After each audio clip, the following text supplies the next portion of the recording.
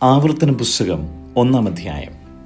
സൂഫിനെതിരെ പാരാനും തോഫെലിനും ലാബാനും ഹസേരോത്തിനും തീസാഹാബിനും നടുവേ യോർദാൻ അക്കരെ മരുഭൂമിയിൽ അരാബയിൽ വെച്ച് മോശ എല്ലാ ഇസ്രായേലിനോടും പറഞ്ഞ വചനങ്ങൾ ആവിത്. സെയീർ പർവ്വതം വഴിയായി ഹോറേബിൽ നിന്ന് കാദേശ് ബർന്നയിലേക്ക് 11 ദിവസത്തെ വഴിയുണ്ട്.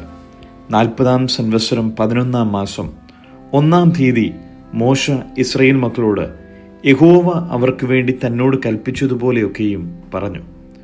ഹെഷ്ബോനിൽ പാർത്തിരുന്ന അമോരി രാജാവായ സീഹോനെയും അസ്താരോത്തിൽ പാർത്തിരുന്ന ബാഷാൻ രാജാവായ ഓഗിനെയും എദ്രയിൽ വെച്ച് സംഹരിച്ച ശേഷം യോർദാൻ അക്കരെ മോവാബ് ദേശത്ത് വെച്ച് മോശ ഈ ന്യായപ്രമാണം വിവരിച്ച് തുടങ്ങിയത് എങ്ങനെയെന്നാൽ, ഹോറേബിൽ വെച്ച് നമ്മുടെ ദൈവമായ യഹോവ നമ്മോട് കൽപ്പിച്ചത്, നിങ്ങൾ ഈ പർവ്വതത്തിങ്കൽ പാർത്തതു മതി.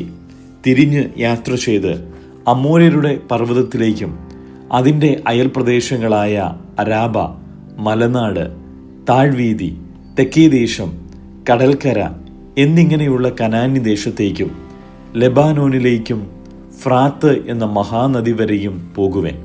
ഇതാ, ഞാൻ ആ ദേശം നിങ്ങളുടെ മുമ്പിൽ വെച്ചിരിക്കുന്നു.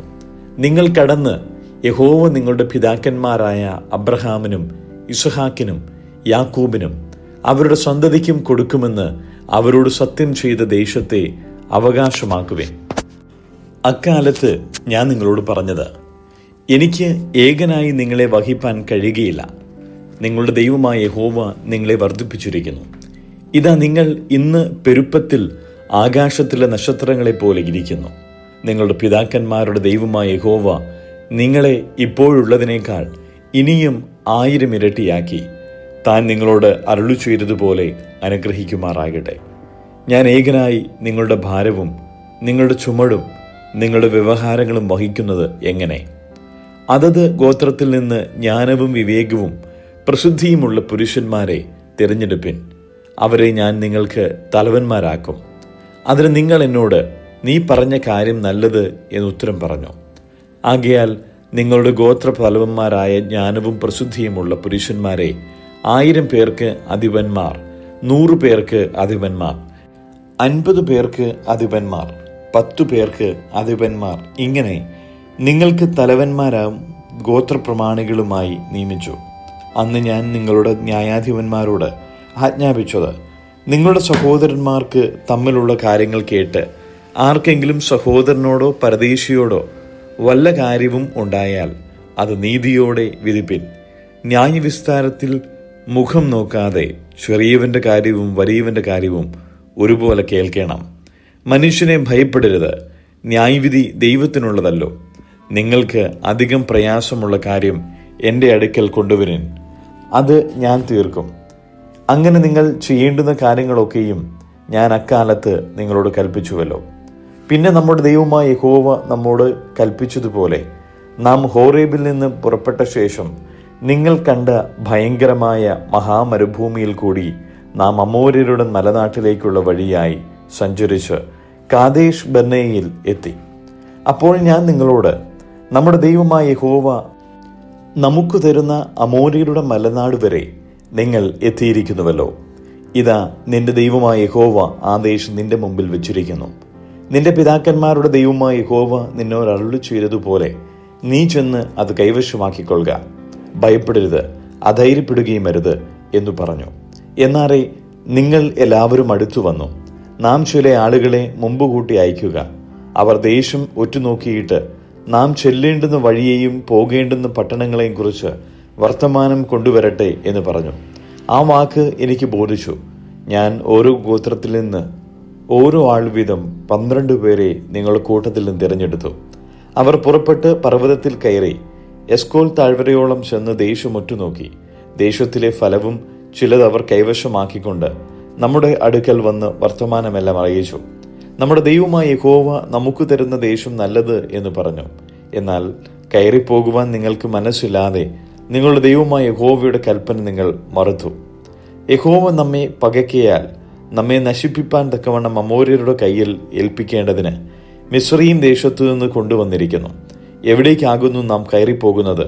ജനങ്ങൾ നമ്മേക്കാൾ വലിയവരും ദീർഘകായന്മാരും പട്ടണങ്ങൾ വലിയവയും ആകാശത്തോളം എത്തുന്ന മതിലുകളും ആകുന്നു.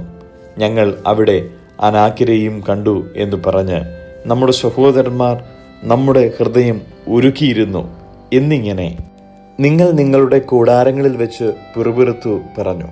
അപ്പോൾ നിങ്ങളോട്, നിങ്ങൾ ഭ്രമിക്കരുത്, അവരെ ഭയപ്പെടുകയും അരുത്. നിങ്ങളുടെ ദൈവമായ യഹോവ നിങ്ങളുടെ മുമ്പിൽ നടക്കുന്നു. നിങ്ങൾ കാൺകെ അവർ മിസ്രയീമിലും മരുഭൂമിയിലും ചെയ്തതുപോലെയൊക്കെയും നിങ്ങൾക്ക് വേണ്ടി യുദ്ധം ചെയ്യും.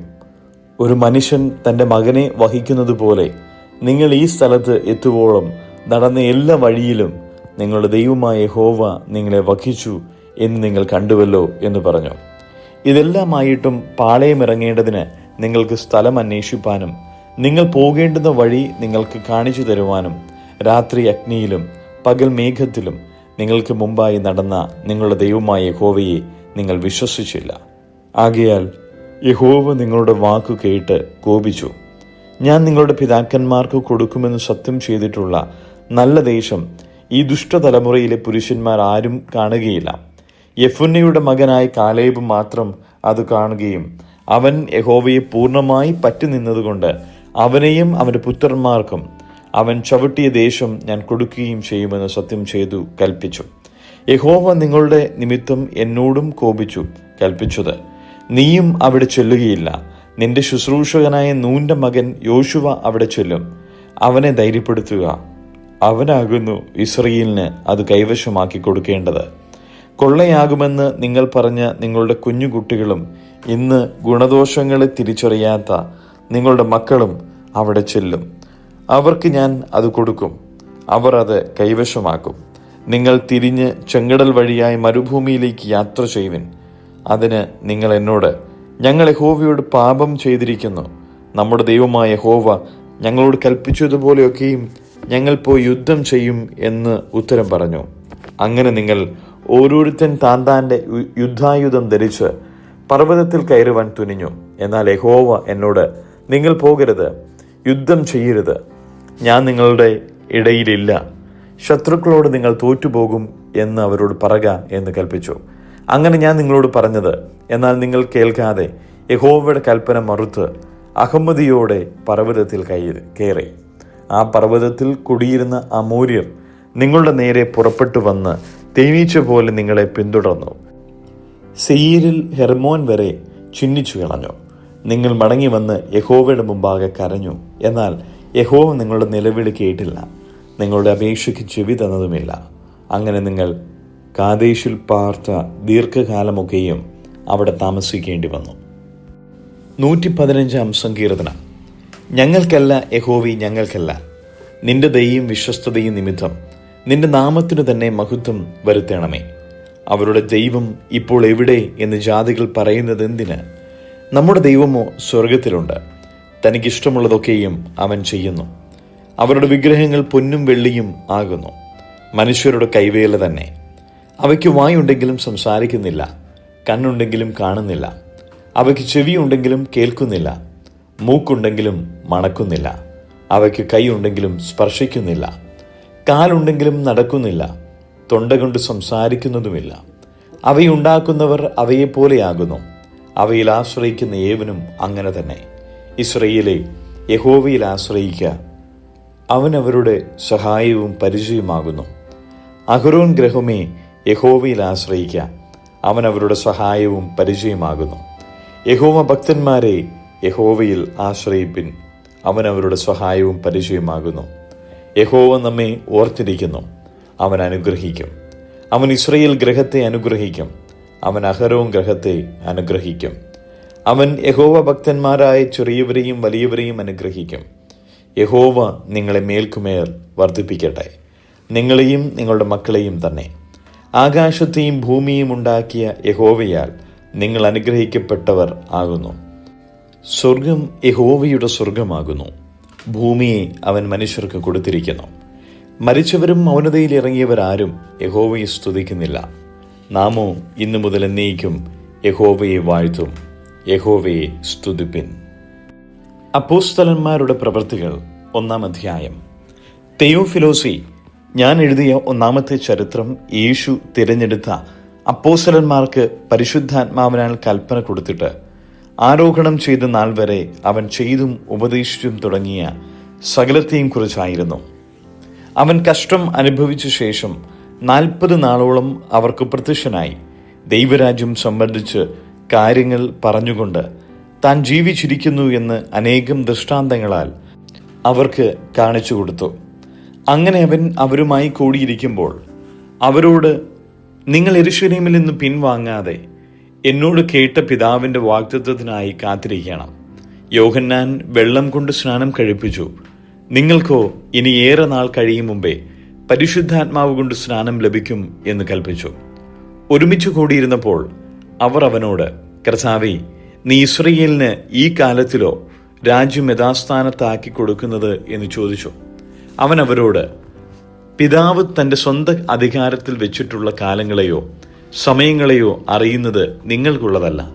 എന്നാൽ പരിശുദ്ധാത്മാവ് നിങ്ങളുടെ മേൽ വരുമ്പോൾ നിങ്ങൾ ശക്തി ലഭിച്ചിട്ട് യെരൂശലേമിലും യഹൂദിയിലും എല്ലായിടത്തും ശമരിയിലും ഭൂമിയുടെ അറ്റത്തോളവും എൻ്റെ സാക്ഷികളാകും എന്ന് പറഞ്ഞു. ഇത് പറഞ്ഞ ശേഷം അവർ കാൺകെ അവൻ ആരോഹണം ചെയ്തു. ഒരു മേഘം അവനെ മൂടിയിട്ട് അവൻ അവരുടെ കാഴ്ചയ്ക്ക് മറഞ്ഞു. അവൻ പോകുന്നേരം അവർ ആകാശത്തിലേക്ക് ഉറ്റുനോക്കുമ്പോൾ വെള്ളവസ്ത്രം ധരിച്ച 2 പുരുഷന്മാർ അവരുടെ അടുക്കൽ നിന്നു. ഗലീല പുരുഷന്മാരെ, നിങ്ങൾ ആകാശത്തിലേക്ക് നോക്കി നിൽക്കുന്നത് എന്ത്? നിങ്ങളെ വിട്ട് സ്വർഗാരോഹണം ചെയ്ത ഈ യേശുവിനെ സ്വർഗത്തിലേക്ക് പോകുന്നവനായി നിങ്ങൾ കണ്ടതുപോലെ തന്നെ അവൻ വീണ്ടും വരും എന്ന് പറഞ്ഞു. അവർ യെരൂശലേമിന് സമീപത്ത് ഒരു ശബത്ത് ദിവസത്തെ വഴിദൂരമുള്ള ഒലിവുമല വിട്ട് യെരൂശലേമിലേക്ക് മടങ്ങിപ്പോന്നു. അവിടെ എത്തിയപ്പോൾ അവർ പാർത്ത മാളിക മുറിയിൽ കയറിപ്പോയി. പത്രോസ്, യോഹന്നാൻ, യാക്കോബ്, അന്ത്രയോസ്, ഫിലിപ്പോസ്, തോമസ്, ബർത്തുലോമായി, മത്തായി, അൽഫായുടെ മകനായ യാക്കോബ്, എരിവുകാരനായ ശിമോൻ, യാക്കോബിന്റെ മകനായ യൂദ, ഇവർ എല്ലാവരും സ്ത്രീകളോടും യേശുവിന്റെ അമ്മയായ മറിയയോടും അവന്റെ സഹോദരന്മാരോടും കൂടെ ഒരുമനപ്പെട്ട് പ്രാർത്ഥന കഴിച്ചു പോന്നു.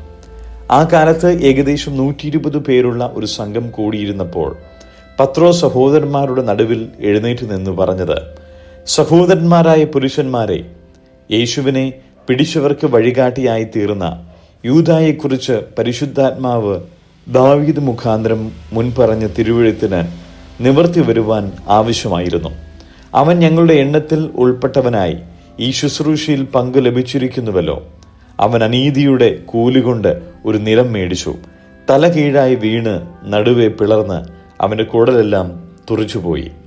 അത് യെരൂശലേമിൽ പാർക്കുന്ന എല്ലാവരും അറിഞ്ഞതാകയാൽ കൊണ്ട് ആ നിലത്തിന് അവരുടെ ഭാഷയിൽ രക്തനിലം എന്നർത്ഥമുള്ള അക്കൽദാമ എന്നു പേരായി.